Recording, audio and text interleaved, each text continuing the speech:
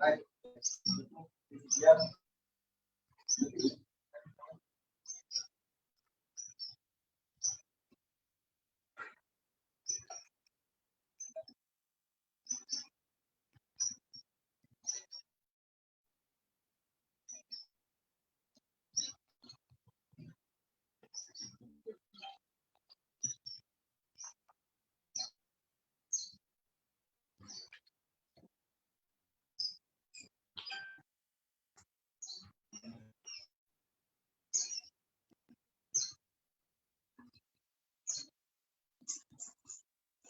Assalamualaikum.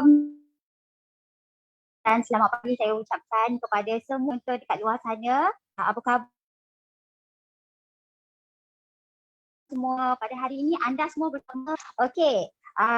Jadi pada kali ini saya tidak berkeseorangan kerana saya akan ditemani juga dengan rakan saya. Tapi sebelum tu saya nak perkenalkan dulu diri saya. Saya Hairunisa binti Jalil, bertugas sebagai pegawai pertanian di Pusat Transformasi Community University.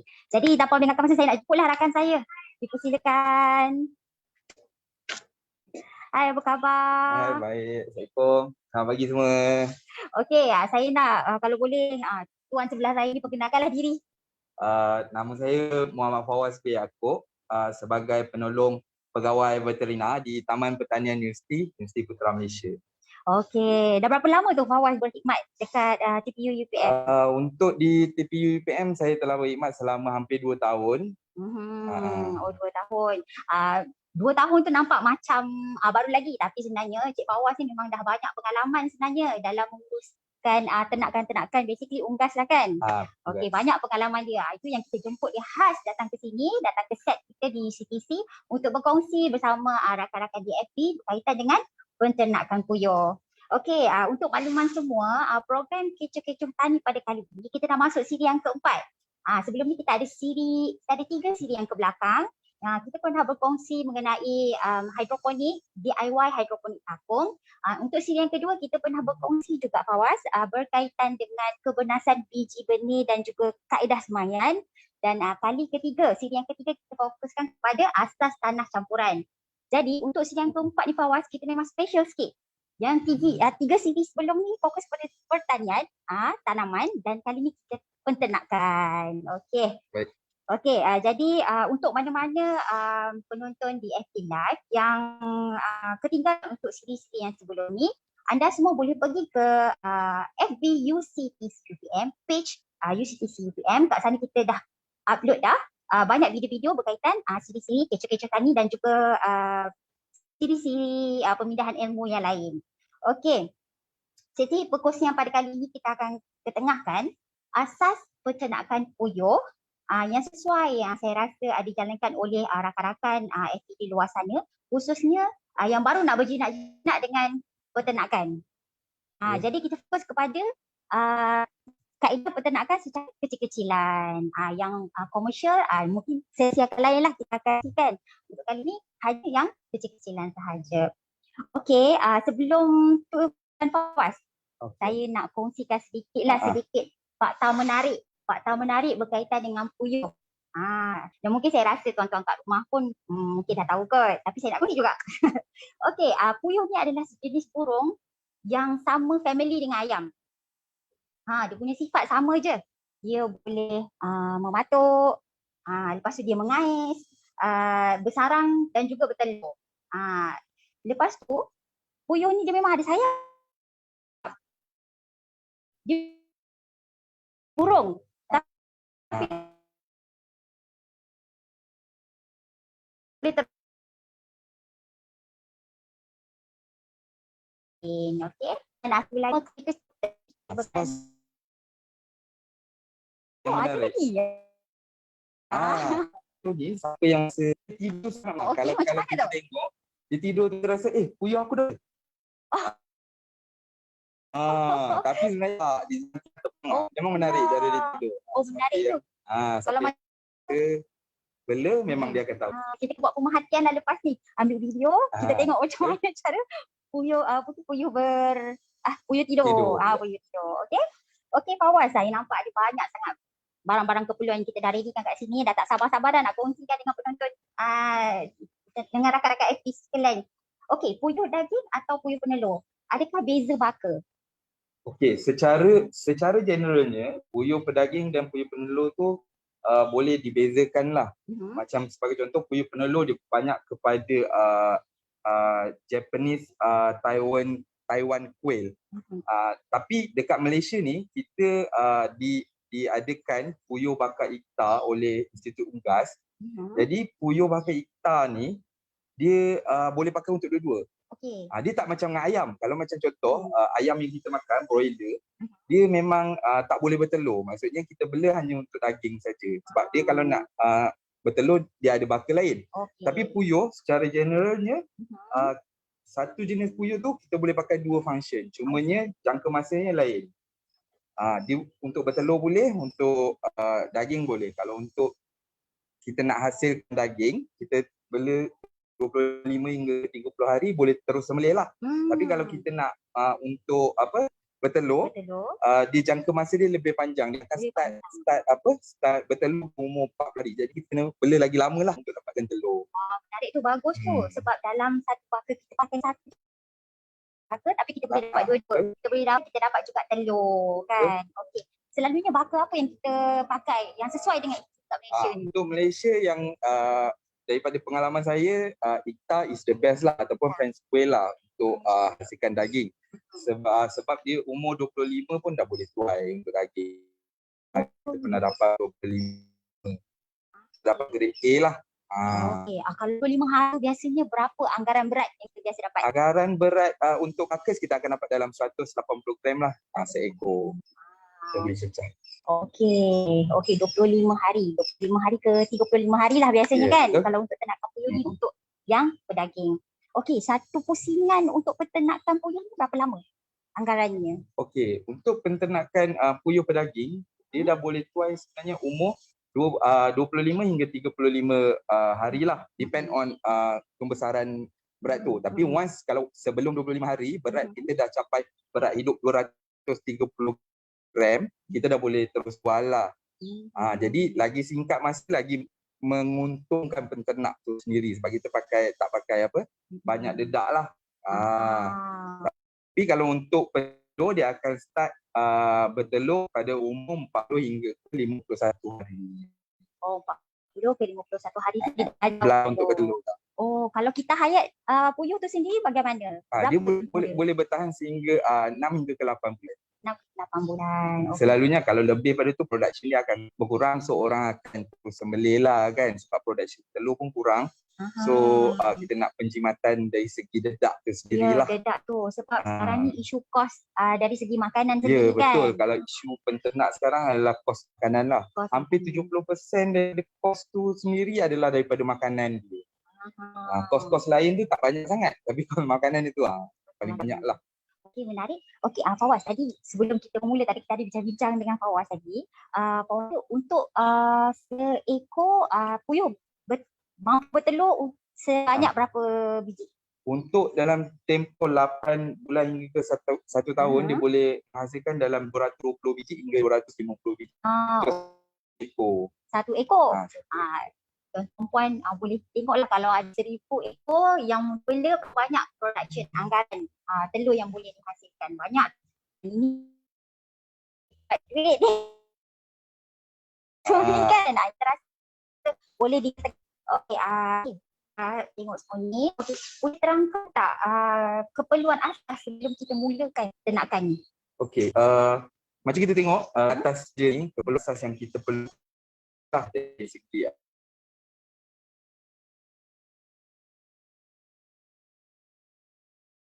anak. Saya mula dengan makan. Kita akan dengan guli lah supaya anak burung puyuh tak masuk dan mati lemas dalam bekas makanan lah. Bekas minuman. Ini ada contoh bekas makanan. Sebenarnya kita akan pakai tray merah ni. Tray merah ni fungsinya apa? Jadi dia akan masuk ke dalam tray merah ni, dia orang cakap sifat boleh jadi dia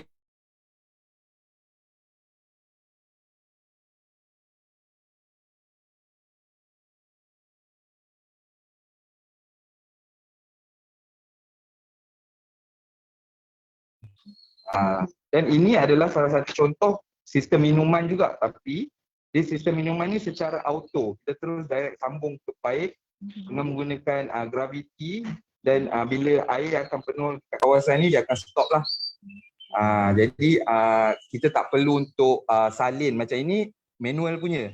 Jadi kita perlu basuh, kita perlu salin setiap hari dan isi balik. Tapi kalau yang ini kita hanya perlu cuci sajalah 2 atau 3 hari sekali. Oh, okey. Ini guna sistem Ini guna sistem. Kebanyakannya yang mana lebih mudah? Sistem yang mana lebih mudah? Untuk meringankan kerja, sistem ni lagi mudah lah, tapi costingnya lebih mahal lah sebab dia bahan dia lebih mahal. Macam ini hanya dalam RM3 lebih lah. Macam ini lebih mahal lah berbanding sistem manual lah. Tapi walaupun investment dekat kos tu tinggi sikit, tapi akan memudahkan kerja kita sikit. Yang kita nak tu memudahkan kerja. Betul.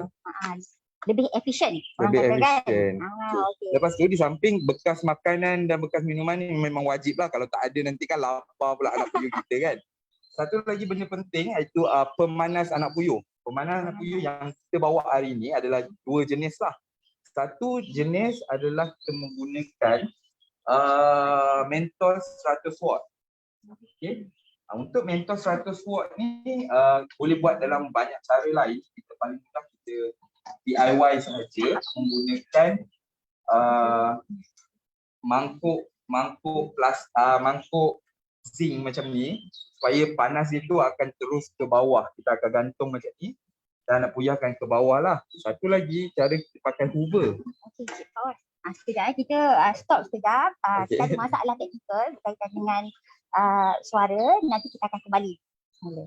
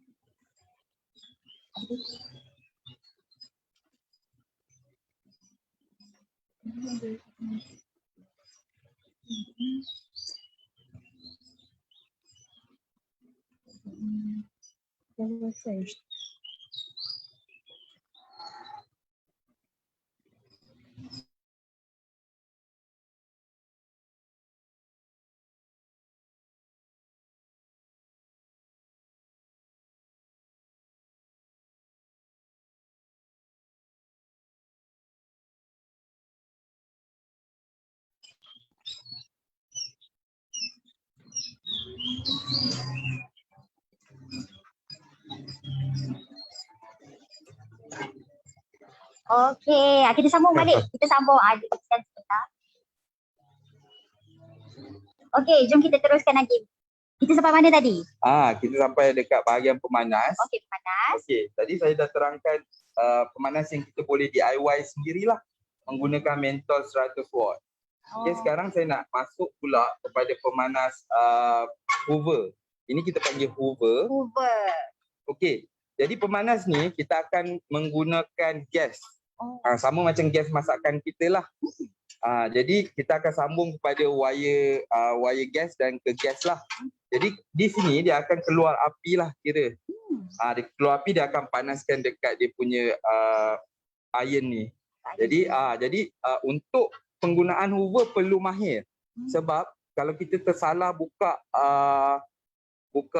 api terlalu besar, dia akan panas perindukan kita tu.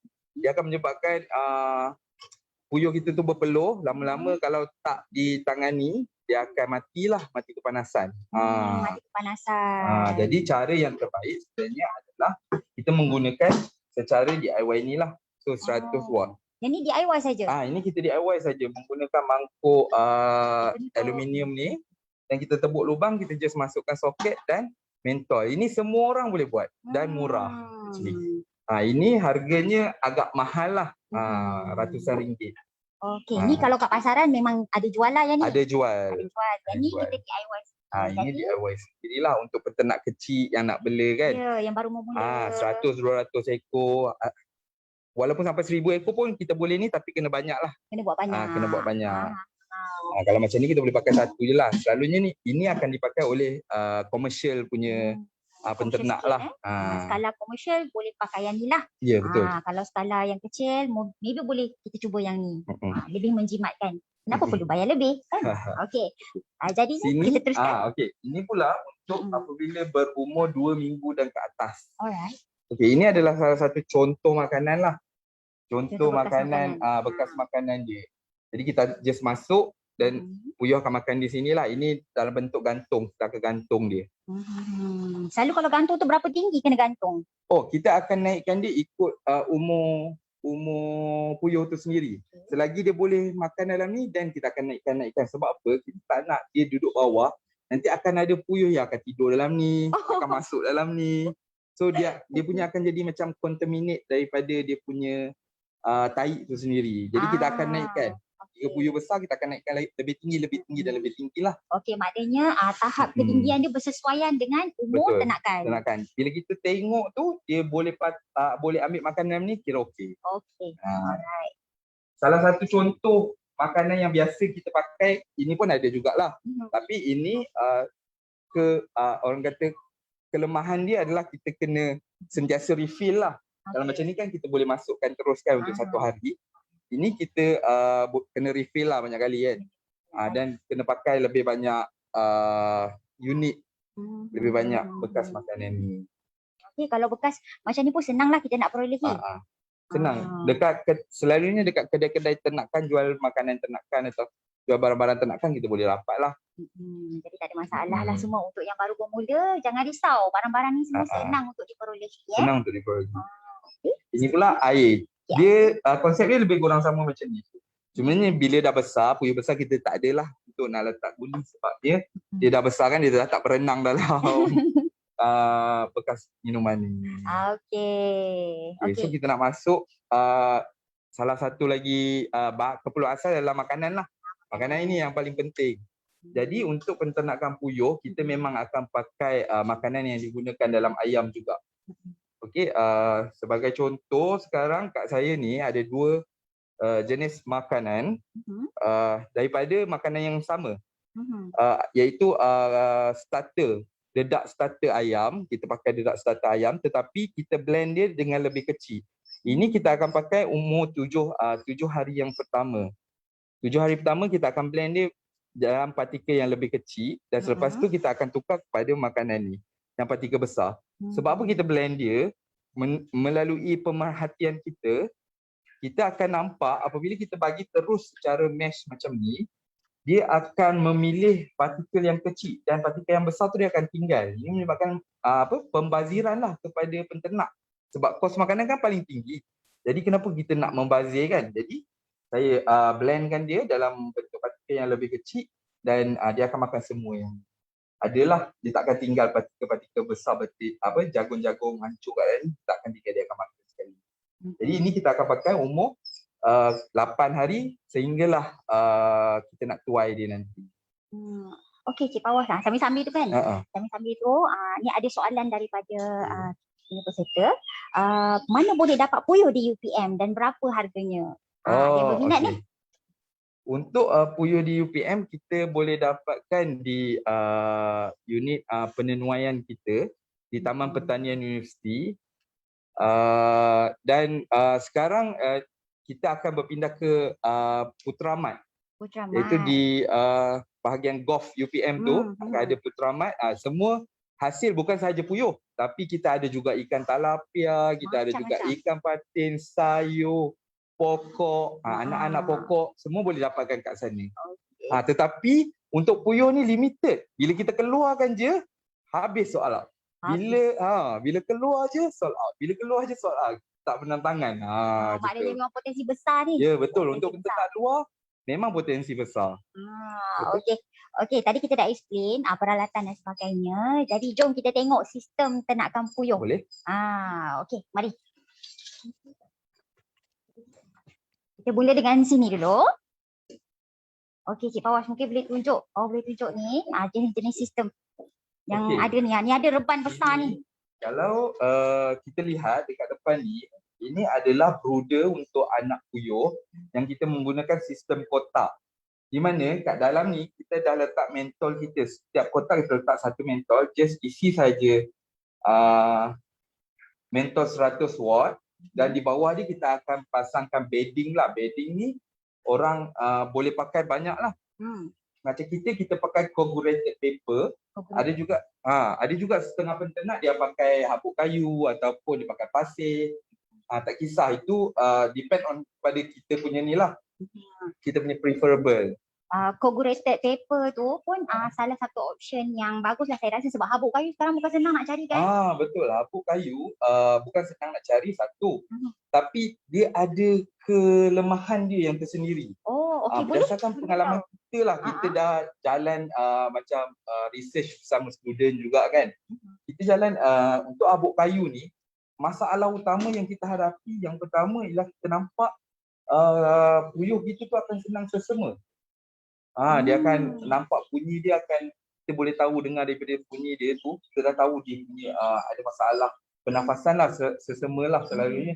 Dan kebanyakan puyuh akan ada masalah mata bengkak. Sebab habuk kayu ni, setengah habuk kayu tu dia ada debu-debu yang terlampau banyak. Jadi puyuh kecil ni dia suka macam berlari, suka mengais kan. Dia bebas, dia suka macam anak-anak kan. Betul. Jadi habuk tu dia akan naik tau. Dia akan naik, dia akan menyebabkan efek kepada mata dan salur pernafasan lah. Okey. Kalau ini kita akan pakai selalunya dalam masa 1 hingga ke 3 hari sajalah waktu perindukan palsu. Habis daripada ni kita akan tukar kepada sangkar besar lah. Ini kalau sistem sangkar, dia ada banyak sistem. Yang kita bawakan hari ini, sistem sangkar dan juga sistem lantai bawah. Sistem sangkar dan sistem lantai bawah. Jadi perindukan ni tak semestinya kita kena buat panjang macam ni. Tapi setengah penternak boleh buat pendek, ikut kesesuaian tempat kita. Ikut kesesuaian tempat dan juga bilangan ternakan yang tuan-tuan dan puan-puan plan lah yang nak buat tu. Okey, Fawaz, tadi kita ada mention yang pasal rumpan dan sebagainya. Kat mana lokasi yang sesuai biasanya kalau kita nak letakkan rumpan-rumpan ni semua? Kalau yang baru nak mencuba lah, especially dekat yang ruangnya agak terhad dan sebagainya. Kalau macam yang korang ruang yang agak terhad, kalau macam contohnya boleh menggunakan sistem sangkar ni lah untuk orang yang tak berapa nak ada tanah ataupun ruang yang sangat terhad, tetapi bilangannya dalam kuantiti yang tak banyak lah kiranya. Untuk yang membela, bagi saya macam hobi lah, macam hobi dalam mungkin 30 ekor, 40 ekor macam ni kan, dia boleh bela dalam bentuk sangkar. Tak kisah sangkar tu macam mana, tetapi kita kena bagi haiwan kita tu adalah selamat lah yang utamanya. Maksudnya tak ada ular boleh masuk, anjing tak boleh kacau, kiranya selamat lah kan. Mungkin belakang rumah kita boleh letak juga. Tetapi kalau untuk orang yang nak ternak dengan macam untuk penjanaan pendapatan lah, kena ikut nasihat daripada Jabatan Veterina lah, iaitu kita tak boleh nak dekat sangat dengan kawasan perumahan sebab takut ada pencemaran bau kan. Jadi kita kena ikut guideline yang dinasihatkan oleh Jabatan Veterina. Itu yang kita risau, kadang-kadang ada juga yang cuba menternak dekat rumah teres, tapi kita tak nak ada dapat komplain daripada kejiranan kita sendiri kan. Kalau setakat macam sini 9 ekor dan okeylah, tak ada kan bau. Kita boleh menggunakan sistem sangkar lah. Selalunya bau ni akan datang kan daripada ternakan ni. Ada cara untuk kita reduce bau tak? Kurangkan bau dari ternakan ni.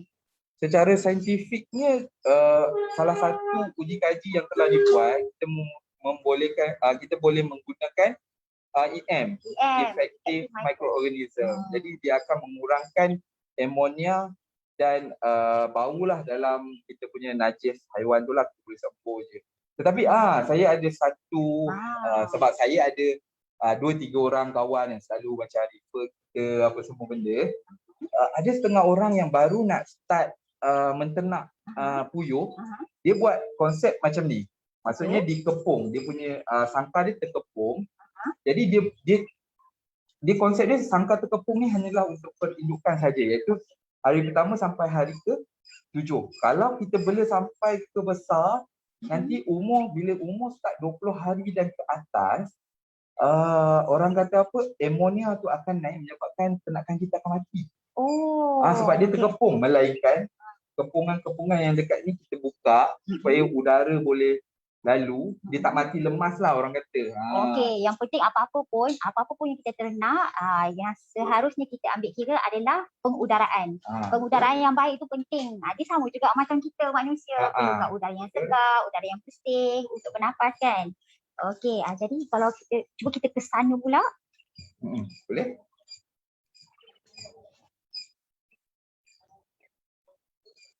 Okey, jom kita ke sana pula. Mungkin kita boleh tengok yang ni. Okey. Kalau kita tengok kat sini kan, Ayun. Ya. Okey, kalau kita tengok dekat sini, tadi saya cerita pasal perindukan palsu. Okey, perindukan palsu. Jadi perindukan palsu kita akan mula dengan hari pertama sehingga hari ke-7. Betul. Jadi selepas hari ke-7, kita tengok bulu pelepah dah tumbuh, dan dia dah selesa, dah lasak sikit, kita boleh pindahkan dekat sangkar yang macam ni lah, terpulang ataupun kita nak buat saiz dia lebih kecil, ruangnya lebih kecil, atau macam ini 1x2. Maksudnya kalau nak buat saiznya 1x1 pun boleh. Jadi kita akan pindahkan ke sini sehingga umurnya boleh dituai lah. Okey. Sebelum kita teruskan Fawaz, kita nak maklumkan kita dah buka link pendaftaran untuk program pada pagi ni. Jadi jangan lupa peserta-peserta yang online bersama kami, jangan lupa untuk daftar di link yang diberikan. Urus kita dah masukkan. Jadi tuan-tuan dan puan-puan isi dan nanti kita akan berikan e-sijil. Okey, kita akan berikan e-sijil. Okey, sebelum tu kita ada beberapa soalan menarik. Okey, daripada Hani Hassan, corrugated paper tu mana nak dapat? Okey, sebenarnya corrugated paper ni banyak supplier yang macam kilang-kilang pembuatan kotak lah selalunya. Kita boleh dapatilah paling mudah. Sebenarnya kita cari je dekat online sebenarnya. Online store ada banyak ya? Online store ada banyak. Kalau macam kita dekat kawasan sentral ni, dekat Balakong pun banyak kilang-kilang kotak. Kilang-kilang kotak, okey. Jadi tak ada masalah. Semuanya di hujung jari. Klik-klik sahaja mesti sampai depan rumah. Okey, ada lagi soalan. Okey, jagung halus boleh jadi makanan puyuh selain dedak ayam? Saya rasa untuk part makanan ni kita akan ulas selepas ni. Boleh. Kita ulas selepas ni. Jadi kita habiskan dulu sistem. Kita tengok dulu sistem, nanti kita sambung balik. Okey, sekarang kita dah habis sistem sangkar basically macam ni lah.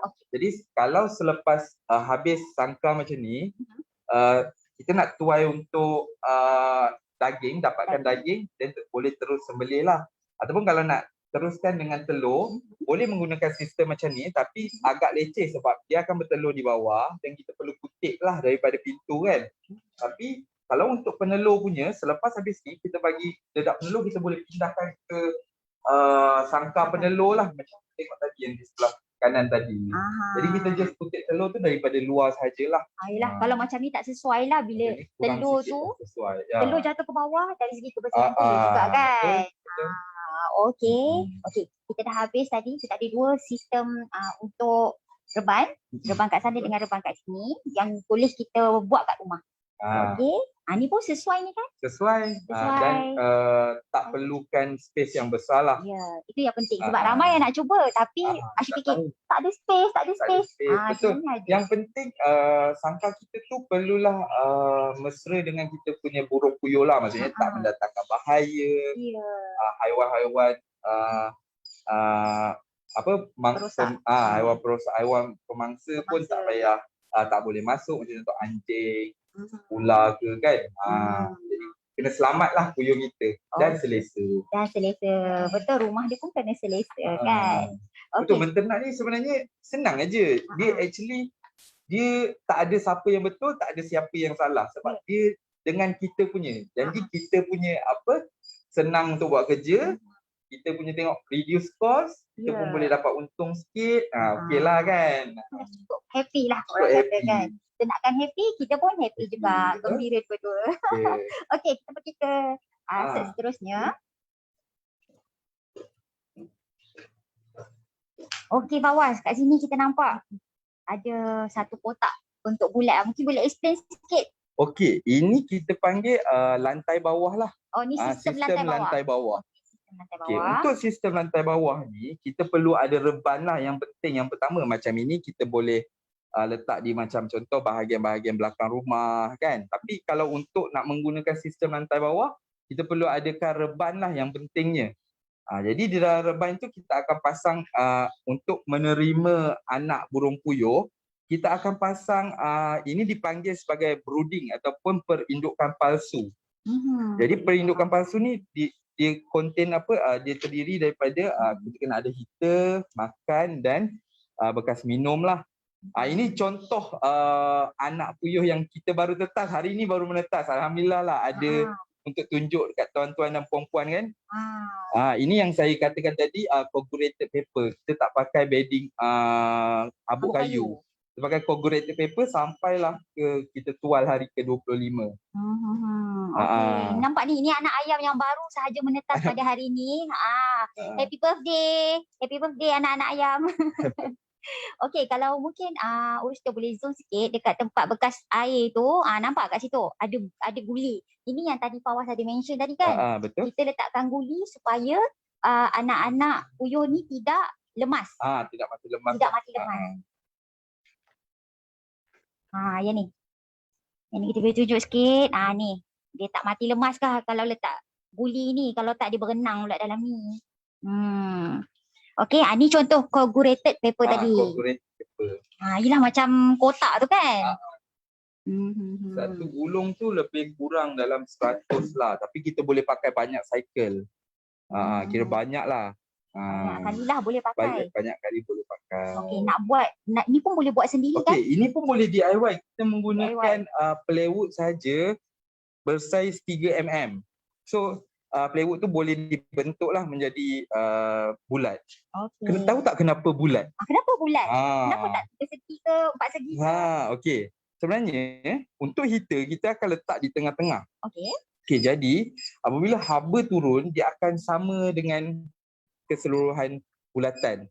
Sebab dia diletakkan di tengah-tengah. Maksudnya kalau kita belajar mat dulu kan, di bulat tengah, jarak dia tu kan akan sama saja. Kalau kita letak 4 segi ataupun segi 4, kita letak di tengah-tengah, akan ada kawasan yang dekat, akan ada kawasan yang jauh. Jadi kawasan jauh tu tak dapat haba yang mencukupi lah. Salah satu sebab lagi, kalau 4 segi di kawasan bucu, jika terjadi macam contoh overheat, maksudnya dalam ni suhu terlalu panas dan puyuh akan ke tepi. Jadi dia akan ke bucu tu, dia akan menyebabkan dia berpijak antara satu sama lain dan yang bawah tu akan matilah. That's why kita buat bulat supaya dia tak ada pijakan macam tu. Okey, ada soalan daripada penonton, daripada Encik Khairul Nizam Kamarudin. Dia tanya, boleh tak pakai pelita anak ayam? Okey, pelita anak ayam boleh, tetapi dia ada sedikit kelemahan je lah. Yang pertama, dia punya asap dia tu terlalu banyak. Sebab dia akan naik macam jeraga kan. Dia asap hitam tu dia akan naik. Kita takut asap tu akan mempengaruhi kesihatan. Sebab anak puyuh ni dia sangat sensitif. Silap hatta kalau macam kita angkat, dia terjatuh dari atas pun dia akan mati. Dia sangat tak tahan asap. Tapi kalau nak pakai boleh, kita biasa kalau macam contoh terputus, boleh pakailah terputus elektrik kan. Tetapi dia punya haba dia tu takut tak mencukupi 33 degree lah. Nanti puyuh tu akan berkumpul dekat dengan pelita tu sendiri. Nanti akan ada yang macam pijak-pijak. Jadi tak disarankan untuk pakai. Tapi kalau kata alternatif lain tak ada, kita tak ada hoover kan, boleh pakailah, tapi risikonya tu tinggi untuk mati. Okey, baik kita elakkan risiko macam tu je. Boleh pakai. Jangan ambil risiko. Boleh pakai, cuma berisiko. Okey, ada lagi soalan daripada Johnny Mon.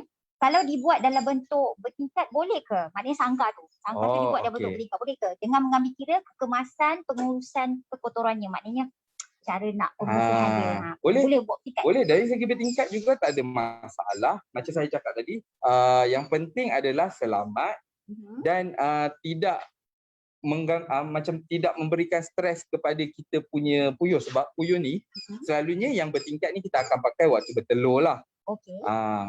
So jangan, maksudnya antara satu tingkat ke satu tingkat lain kita ada macam pelapik untuk halang daripada macam najis yang atas jatuh kepada yang bawah lah.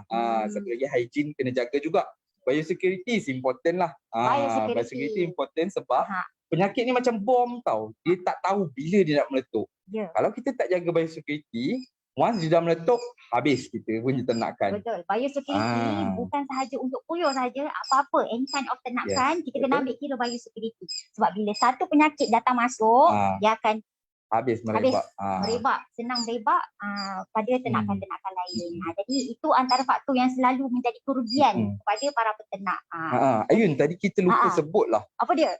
Sebelum kita nak masuk segala ternakan ni, kita punya reban ke, sangkar ke, bekas makanan, kita perlu disinfektankan dulu. Disinfektan. Dengan yang paling mudah untuk kita dapat adalah Clorox lah. Clorox, sebab apa? Sebab kita tak tahu kita ambil tu daripada supplier yang mana. Macam contoh anak puyuh, kalau macam contoh kita ambil supplier daripada seorang ni daripada Perak untuk batch yang pertama. Kita tak tahu kat sana sejarah penyakit ladang tu macam mana. Contoh dia bawa penyakit A datang ke ni. Jadi kita kat tempat kita pun dah ada penyakit A. Kalau kita tak disinfektan, kita ambil kat supplier lain yang ada penyakit B. Jadi kat tempat kita dah ada 2 penyakit. Jadi kita kena basmi dulu kuman tu semua. Virus semua tu kita tak nak. Kita basmi dulu, menggunakan Clorox pun boleh. Betul, sedangkan tangan kita sendiri pun sekarang pun kita perlu disinfektan gitu. Okey, tadi ada satu anti-stress tadi kan. Okey. Untuk Sekejap ya.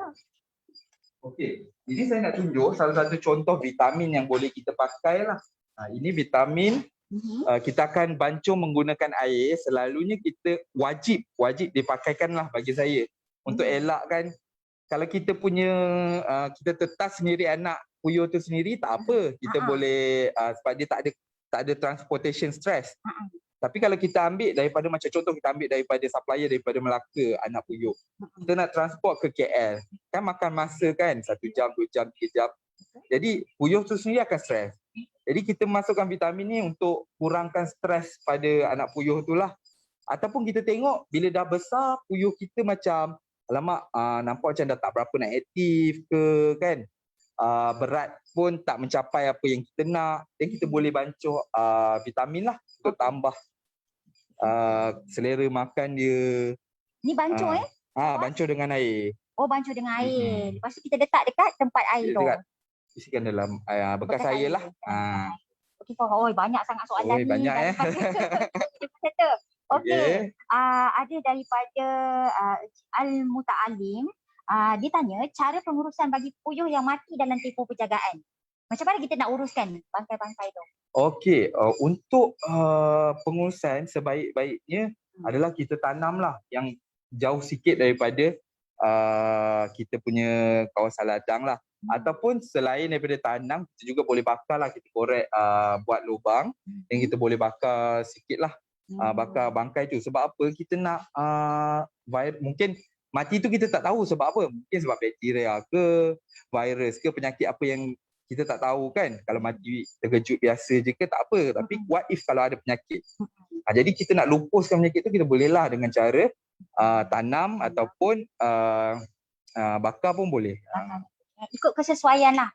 Okey, tuan-tuan dan puan-puan, link pertama dan link kedua dah penuh. Jadi kita dah buka link yang ketiga untuk pendaftaran. Jadi cepat-cepat isi sebelum kehabisan tempat. Sebab kita akan buka berapa link ya? Kita akan buka 4 link. 4 link sahaja. Untuk dapatkan sijil. Sijil. Okey, isi sahaja. Dalam tu kita perlukan sedikit maklumat tuan-tuan dan puan-puan, kemudian isi kepuasan pelanggan dan tuan-tuan dan puan-puan, kita akan bagi sijil. Kita akan email terus, okey? Okey, kita dah habis. Kita tengok sistem semua, sistem perindukan, sistem lantai dan sebagainya tu.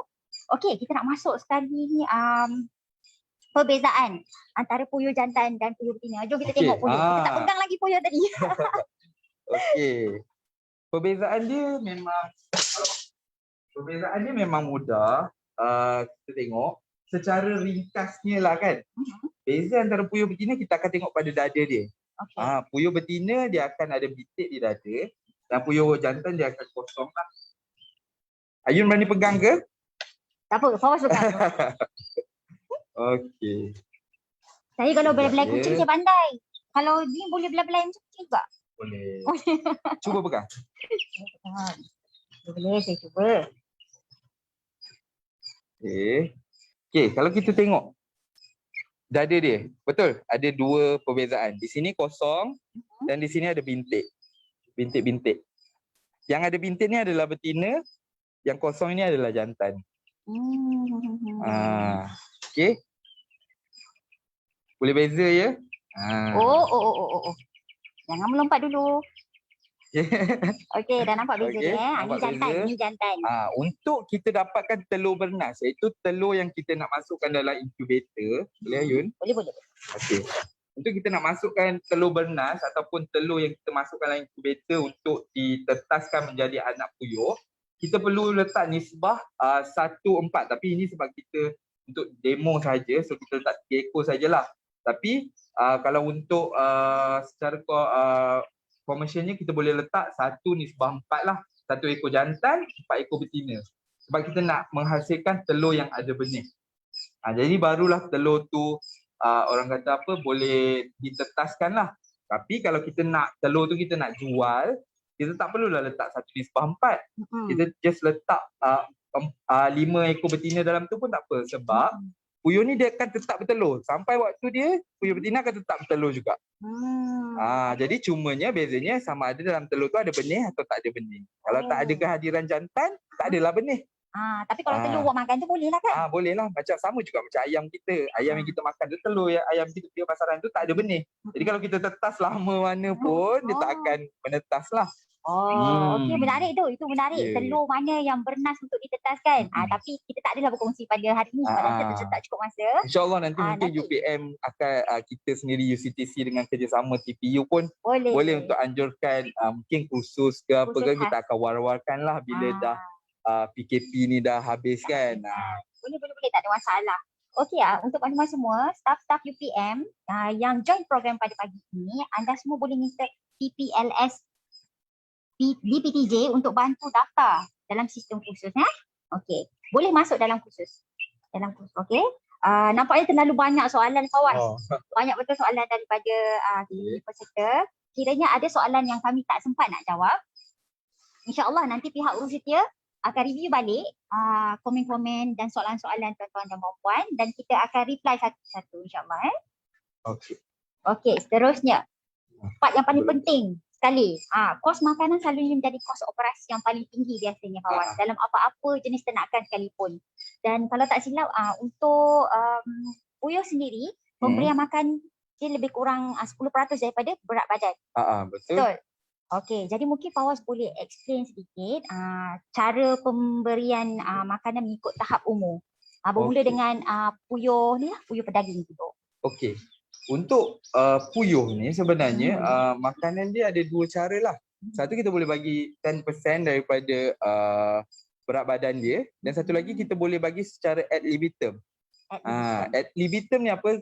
Kita bagi secara banyak. Kita secara tanpa ada had lah, maksudnya selagi kita punya bekas makanan tu mampu letak, kita letak saja. Dan puyuh ni sendiri dia ada insting dia sendiri. Bila dia nak makan, bila dia nak berhenti, so kita akan bagi. Bila dia dah kenyang, dia akan berhenti tidur. Dia makan. Untuk puyuh pedaging, senang kita bagi secara overflow terus lah. Free flow. Bila dia nak makan, dia bangun, dia tengok dia makan, dia terus bangun lah. Maknanya tak perlulah kalau kita nak letak pagi berapa persen, petang itu berapa persen. Kita perlu kira 10% daripada berat dia, kita nak kena timbang berat dulu kan. Jadi secara mudahnya kita bagi free flow je. Free flow. Dipanggil ad libitum. Ad libitum. Saya rasa kita kena buat macam tu supaya puyuh tu sentiasa ada tenaga dan juga boleh hasilkan daging yang lebih banyak. Betul. Kita nak hasil yang bagus, kualiti yang bagus dekat ternakan kita mesti bagi makanan yang berkualiti dan juga kuantiti makanan yang mencukupi. Betul. Satu lagi, kalau macam kita bagi 10%. Tapi what if kalau kita ambil beratnya tu berat yang minggu lepas. Tapi beratnya dah naik ni. Berat dah naik. Tapi maksudnya kuantiti yang kita bagi tu tak cukup. Apa akan terjadi? Ayun rasa apa? Kalau makanan kan, contoh Ayun dengan adik-beradik Ayun lah. Makanan tak cukup. Apa yang akan dia buat? Bergaduh lah. Bergaduh. Kita panggil cannibalism. Jadi dia akan pagut. Selalunya kita akan tengok kalau ada terputus saja makanan, kita akan perasan dia akan attack pada mana? Pada bontot ayam tu. Di bahagian bawah ayam tu dia akan pagut sampai berdarah. Once dah berdarah, dia akan jadi macam zombie lah. Semua orang akan attack dia. Dah attack satu, dia akan attack kawan dia yang lain. Dia akan attack kawan dia lain. Sebab dia tak cukup makan lah. Tak cukup makan. Kalau contohnya adakah cannibalism tu akan terjadi apabila ruang ternakan tu tak cukup? Ya, itu pun salah satu penyebab dia juga. Dia akan, kalau ruangnya sempit, jumlah ternakannya banyak, jadi dia akan bersaing antara satu sama lain lah. Bertindih-bertindih tu pun boleh menyebabkan kematian juga. Alright. Okey, kita bacalah sikit lagi soalan tak sepahati sebenarnya kalau tak sampaikan kat bawah kan. Tapi boleh ke kita habiskan dulu? Saya nak tunjuk. Kita alang dah bawa. Untuk harvesting, kita akan puasakan dia dululah selama semalaman untuk kita sebelum kita sembelih lah. Jadi untuk transportation cage, kita ada kat sini secara komersialnya yang boleh saudara dan saudari dapat di kedai-kedai menjual peralatan ternakan lah, macam ni lah. Atau satu lagi jenisnya warna oranye. Dia tak kisah selagi mana dia boleh selamat untuk kita transportkan dia. Ataupun cara kedua untuk DIY, kita boleh pakai cara macam ni. Kita beli bakul dan letakkan jaring atas. Sangat mudah. Jadi terpulang pada tuan-tuan, kalau ada duit lebih boleh invest kat sini sebab ini boleh pakai lama. Tahan material dia kan? Material dia tahan lama. Material dia tahan lama dan bukan hanya puyuh. Kalau macam tuan-tuan ada contohnya arnab ke ataupun ayam, tuan-tuan bela ayam ke, boleh masukkan dalam ni. Yang ni kita DIY lah. Kita DIY buat sendiri. Yang penting perlulah selamat untuk kita transport ke tempat penyembelihan. Ya, dan juga praktikal. Macam ni pun senang nak diangkut. Kalau ada kereta tu pun senang boleh masukkan. Boleh bertingkat-tingkat. Susun bertingkat ada masalah. Tapi kalau macam ini kita tak boleh susun secara ni lah, kita kena selang alingkan. Supaya dia termasuk kat dalam ni kan, sebab kita pakai dawai saja. Alright. Okay, ada soalan lagi. Okay, berapa ratio? Saya dah jawab dah tadi. Berapa ratio induk jantan betina yang sesuai? 1:4 lah. Ada kalau kita tengok jugalah. Ada kalau macam dalam jurnal ataupun buku dia ada tulis 1:5, 1:4. Kalau nak mudah ialah 1:4 lah. Sebab apa? Dia tak terlalu banyak betinanya dan jantan akan servis dengan baik lah. Kalau ada banyak betina tapi seekor je jantan, then kita tak tahu betina mana yang akan ada benih bernasnya. Tapi kalau lagi sikit betina, macam contoh 1:4 selalunya kita buat, memang telur tu kebanyakannya dalam 10 tu confirm 8 ke 9 tu ada benih. Okey, itu kita boleh rancang lah nampaknya. Okey, ada iklan sedikit. Pada 12 April hari Isnin ini, UCTC UPM akan melaksanakan program Dapur Putra dengan menu botok-botok. Menarik kan? Botok-botok. Awak seorang mana? Saya orang Kedah. Kedah. Awak tahu tak botok-botok tu? Saya tak tahu. Dia tak tahu. Okey, tak apa. Tak ada masalah. Itu menu yang sangat sesuai untuk berbuka puasa. Jadi kepada penonton kat luar sana, jangan lupa tunggu janji kita. Pada minggu hadapan, hari Isnin, kita akan buat Dapur Putra. Okey, jadi yang mana berkesempatan boleh tengok. Okey, kita sambung lagi tadi. Daripada Encik Muhammad Fitri Mat Saad. Jangka hayat puyuh berapa lama? Pada awal tadi kita dah kongsi. Dah kongsi. Kita ulang balik. Ulang balik. Puyuh ni actually depends on kita. Apa tujuan farmer tu sendiri. Macam contoh saya bela, saya nak jual daging. Saya nak buat daging perap, saya nak buat puyuh salai ke kan. Jadi jangka masanya daripada awal kita ambil DOQ namanya. Day Old Quail. Ataupun bahasa mudah, umurnya baru keluar daripada incubator. Baru menetas. Baru menetas. Jadi daripada umur tu sehinggalah umur 25 hari kita dah start boleh tuai sampai ke umur dalam 30 hingga ke 35.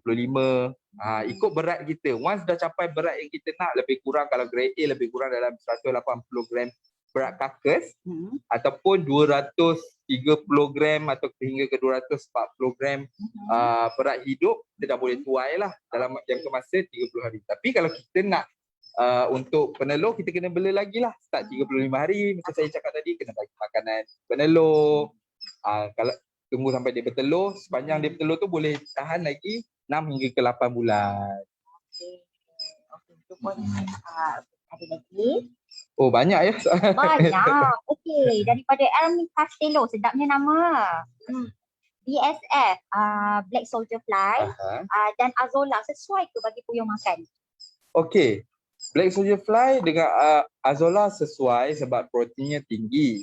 Tetapi untuk kita nak dapat Black Soldier Fly tu agak sukar dan juga mungkin dia akan tambah kepada kos kita. Kita nak kena campurkan dia juga. Tapi kalau untuk penternak komersial, kenapa kita nak perlu susah cari? Macam contohlah kan, kita memang kita ada kerja lain, just kita nak bela sebagai hobi saja. Kita boleh bagi dedak komersial sajalah.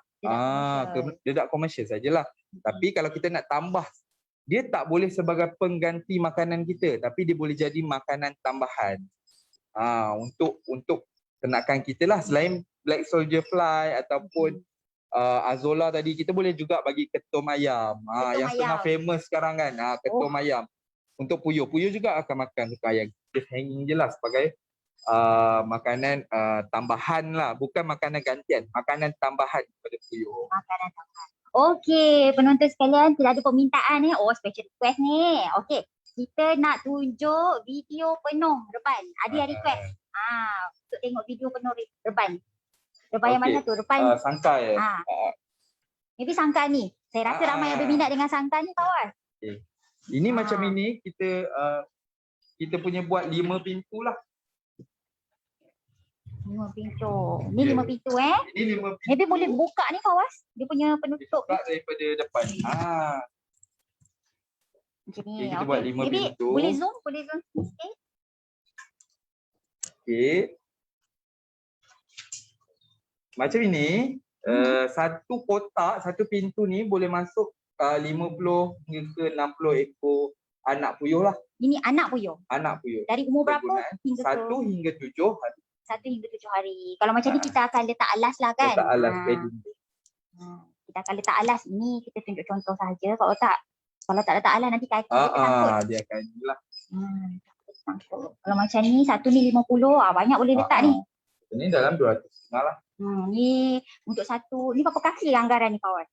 Ini berapa ya hari tu saya ukur? Saya pun dah terlupa. 10 kali. Ya.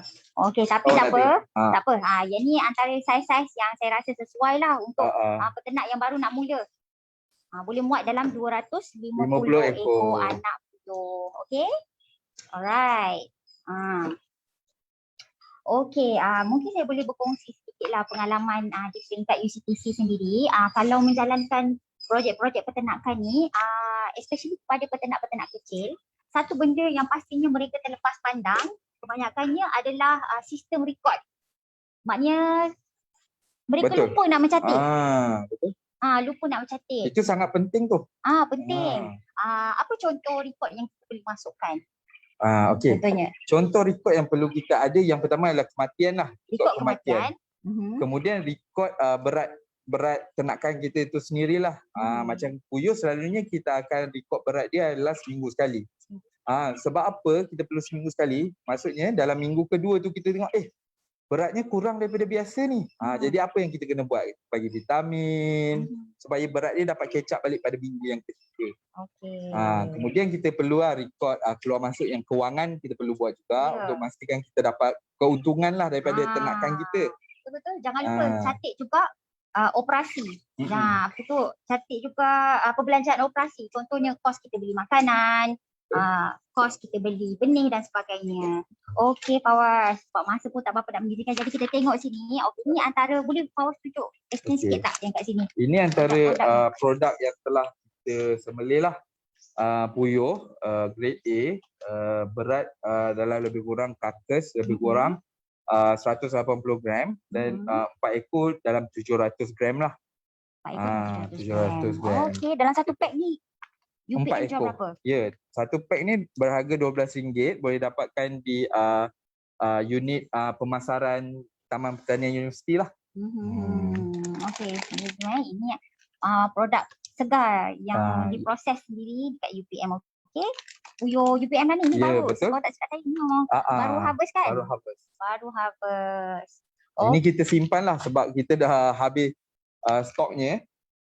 Ini kita simpan khas untuk tunjuk dekat tuan-tuan perempuan lah. Special ni. Kalau ikut ni memang dah sold out dah Sold biasanya. out dah. Tak sampai berapa hari dah sold out dah. Okey, ada lagi soalan. Puyuh boleh letak daripada Encik Ray Pet Boss. Puyuh boleh letak banyak-banyak ke dalam satu sangkar? Okey, dia ikut saiz juga. Dia ikut satu ekor dalam lebih kurang 1 kaki segi. Satu ekor. Jangan terlalu padat lah. Selagi dia boleh bergerak dan okey. Sebab kalau terlalu padat macam Cik Ain cakap tadi lah, dia akan berpijak-pijak. Kita takut bila pijak tu ada puyuh yang tercedera ataupun yang lebih teruk nanti bila terlalu berhimpit, dia akan matilah. Panas especially pun kan? time anak tu yang penting tu. Sebab dia tak tahan lasak. Sejuk pun tak boleh, panas sangat pun tak boleh, sesak sangat pun tak boleh. Maknanya paling kritikal sekali waktu dia baby. Waktu Betul. dia anak. 7 hari pertama tu waktu kritikal. Mungkin sampai malam pun kita perlu tengok lagi keadaan dia macam mana kan. Untuk memastikan dia berada selesa lah dalam brooding dia tu. Ataupun perindukan palsu. Okey, daripada Encik Fairul Fikri, soalan dia, sebelum sembelih seeloknya berapa lama kita kena asingkan puyuh daripada makan dedak? 1 hari. Macam saya cakap tadi, macam contoh esok tu kan kita akan bagi makan sebanyak 2 kali, 1 kali pagi dan 1 kali petang lah. Jadi yang petang, kalau macam contoh esok kita nak sembelih, esok pagi kita nak sembelih, petang kita dah tak payah bagi makan. Contoh kalau kita nak sembelih petang, pagi tu kita dah tak payah bagi makan lah.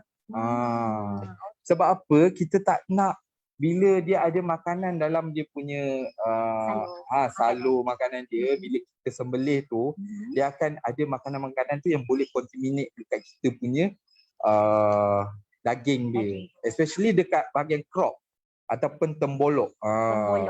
Kan kita nak kena buang elok-elok, nak kosongkan tembolok dia dululah. Kita kena bersihkan dulu. Okey. Jadi 1 hari sudah mencukupi Okey, rasanya okey. Ada banyak lagi soalan tapi jangan risau tuan-tuan puan, kita akan cuba jawab sebaik mungkin di dalam ruangan komen. Okey, nampaknya Fawaz masa pun dah cemburu kat kita. Macam tak cukup pula kan? Tak cukup, rasanya banyak lagi nak kongsi. Fawaz ni ada banyak sangat pengalaman berkaitan dengan puyuh. Jadi saya rasa mungkin lepas ni boleh email kalau ada soalan secara personal, mungkin boleh email dekat Fawaz. Mungkin Fawaz boleh email, boleh kongsikan email. Boleh, kalau ada sebarang pertanyaan saya akan cuba jawab. Boleh email kepada saya mohd.fawwaz@upm.edu.my. Okey. Ulang balik. Muhammad mohd.fawwaz FAWWAZ@upm.edu.my. Okey, kalau tak dapat hubungi Fawaz boleh juga melayari website kami www.uctc.upm.ny .upm.edu.my. Kat sana ada boleh hubungi saya sendiri, kita ada detail kat situ. Okey, nanti sebarang soalan tuan-tuan dan puan atau persoalan kita boleh jawab. Okey, nampaknya kecoh-kecoh tani siri kali ini telah sampai ke penghujungnya. Dah sejam dah kita bersama Fawaz. Okey, terima kasih kepada Encik Fawaz daripada Taman Pertanian Universiti kerana sudi berkongsi ilmu dengan pihak komuniti. Yang itu jugalah kita memasyarakatkan ilmu, memasyarakatkan universiti kepada komuniti. Okey, jangan lupa untuk mencuba tips-tips yang dikongsikan oleh Fawaz tadi. Banyak yang menarik. Yang baru bermula tu sesuai sangatlah, yang baru nak mula ataupun yang baru nak berjinak-jinak untuk ternak puyuh ni, inilah masanya sebab kita nampak memang ada banyak potensi dalam ternakan puyuh. Harga pun ada, menarik juga kalau kita tengok kan, harga satu berapa 10 biji telur puyuh lebih kurang harga, kalau tak silap saya, RM3 ada? RM3. RM3. Jadi terus ikuti FB page kami untuk dapatkan informasi terkini berkaitan dengan aktiviti UCT CUPM. Jaga diri semua, jaga penjarakan fizikal anda, kekalkan semangat sebagai rakyat Malaysia yang prihatin.